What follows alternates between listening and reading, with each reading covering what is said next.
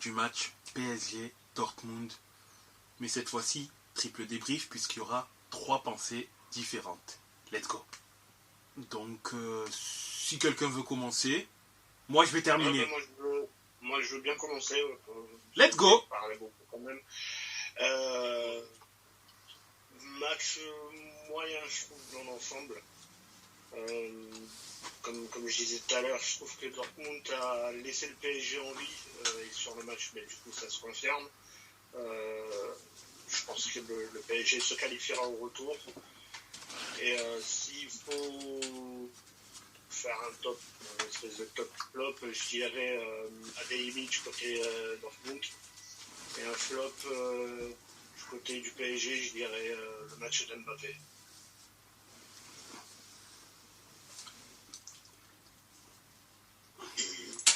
Moi, tu as fini, Alexis ou... Oui, j'ai fini. Je voulais pas te couper la parole.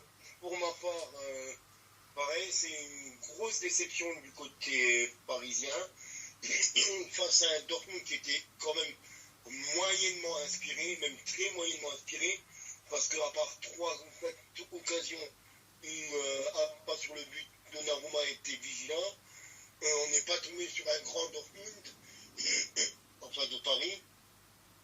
Mais ouais, Paris a eu énormément de mal à se créer des occasions, a eu la possession, mais une possession dont on ne se servait pas, tout simplement. C'était avoir le ballon, pour ne rien en faire, pour ne pas être tranchant devant et fébrile derrière. Donc, quand t'es pas bon dans les deux surfaces, à ce niveau-là, tu le payes. Et pour moi, un top, je vais essayer de mettre comme un top et un flop dans chaque équipe.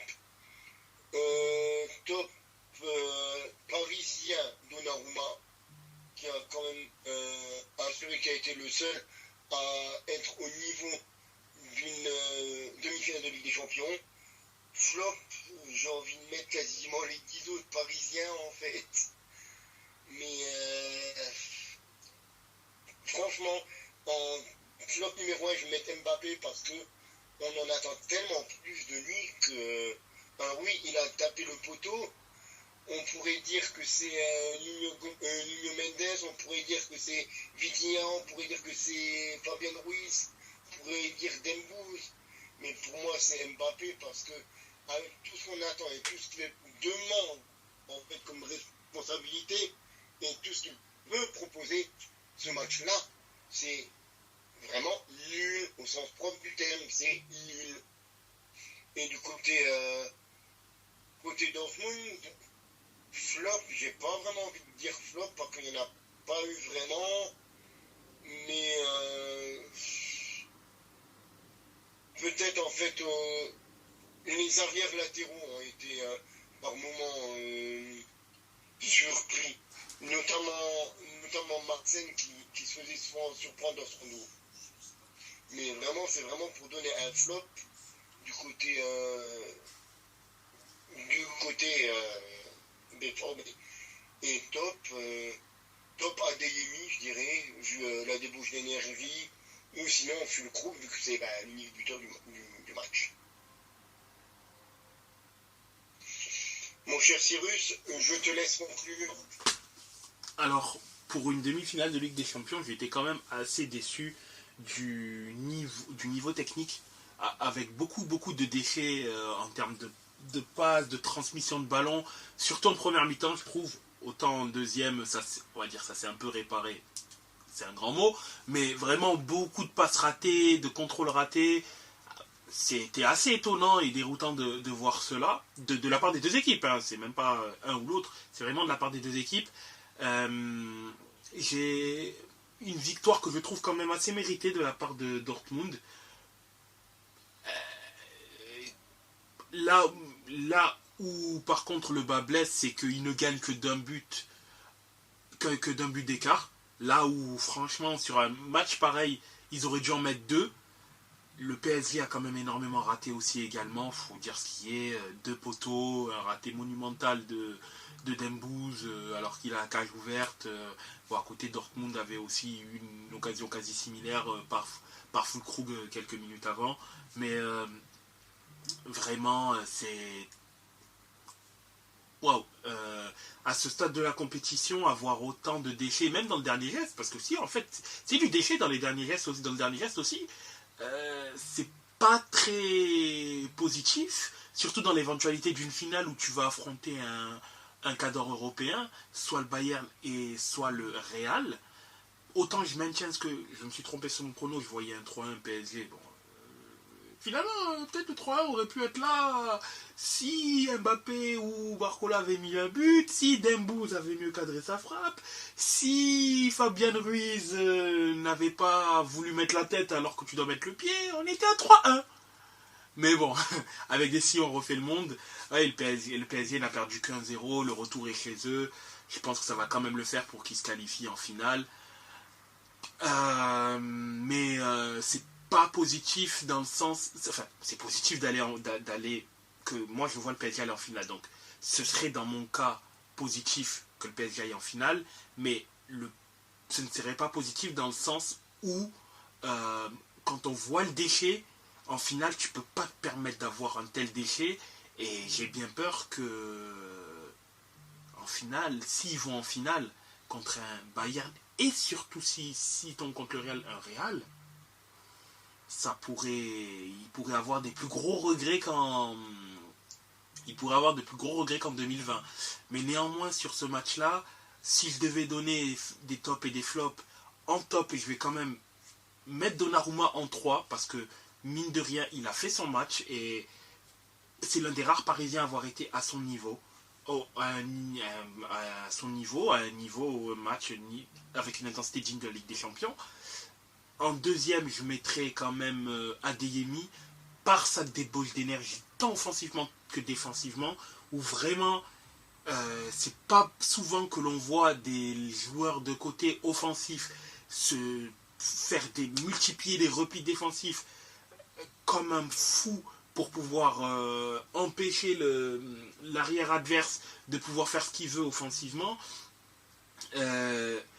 Offensivement, il essayait d'apporter aussi également sa vitesse, sa percussion, et on l'a vu sur plusieurs situations qu'il était très dangereux.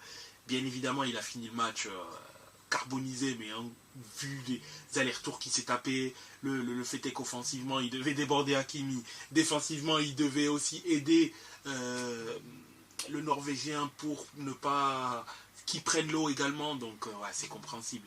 Et en 1, même si ça, c'est personnel pour le coup, c'est vraiment Sancho où match dans le match, il a vraiment fait un boulot énorme à Nuno Mendes, un de mes chouchous de base, mais pour le coup, Mendes, il a pris l'eau aujourd'hui. Vraiment, il a pris l'eau, et Sancho aurait pu être mieux récompensé par au moins une passe décisive si Füllkrug voilà. Mais franchement, Sancho fait un match énorme match de Sancho ce soir, et c'est un plaisir de le revoir à ce niveau-là, et à ce niveau-là, on ressent un peu ses facilités techniques, sa science du jeu, c'est magnifique, et j'espère qu'il ne reviendra pas à United. S'il vous plaît, Dortmund ou un autre club, sauvez le soldat Sancho. Il faut plus qu'il retourne à United, il ne doit pas retourner là-bas, vous allez le tuer, vous allez gâcher ma pépite, donc voilà. Et côté flop, je mettrais aucun joueur du côté de Dortmund. Je mettrais le reste, enfin Mbappé quand même, ou Mbappé en 1 parce qu'il fait vraiment un match fantomatique pour le coup. Je m'en fous de cette question de positionnement. Il a rien fait sur ce match. Il a mis un poteau, mais sinon il a rien fait. Quasiment pas de duel gagné, très difficile de pouvoir combiner avec lui, pas disponible dans le jeu. Enfin, il a traversé le match comme un fantôme, et non, c'est pas normal qu'à ce stade de la compétition là tu sois aussi endormi quoi. Au stade auquel on le met, Cristiano fait un match pareil, à l'époque, on l'incendie.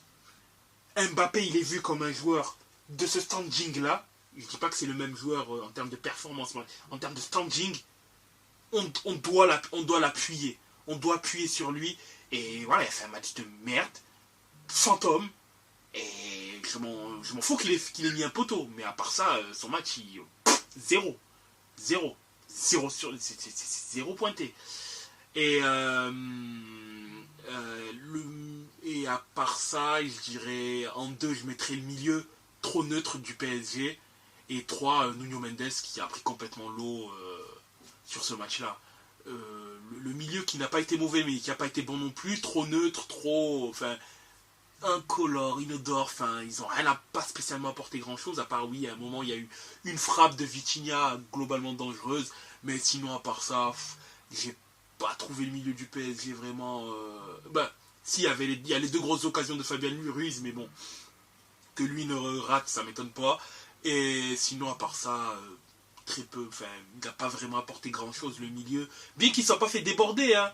Ils n'ont pas pris l'eau, mais je ne les ai pas trouvés transcendants. Et ouais, en 3, je vais mettre Nuno Mendes parce qu'il a vraiment pris l'eau sur ce match, hein, tout simplement. Voilà. Bon, ben, il ne manque plus qu'à espérer un meilleur match des Parisiens la semaine prochaine pour qu'ils se qualifient. Exactement. Et ben, on va rendre l'antenne, je pense, pour ce soir. Oui. On suivra, en tout cas, je suivrai demain le match entre la Roma et les Leverkusen. Ah ben moi je suivrai celui de l'OM, ça c'est sûr. C'est sûr et certain que je suivrai celui de l'OM également, donc faudra pas être trop étonné s'il y a également un débrief du match de l'OM. Parce que c'est sûr que je le suivrai. Ouais. Voilà, donc sur ce, bonne soirée messieurs, bonne soirée aux auditeurs, bonne journée si vous nous écoutez à un moment de la journée, et portez-vous bien. Portez-vous bien. Salut. Salut.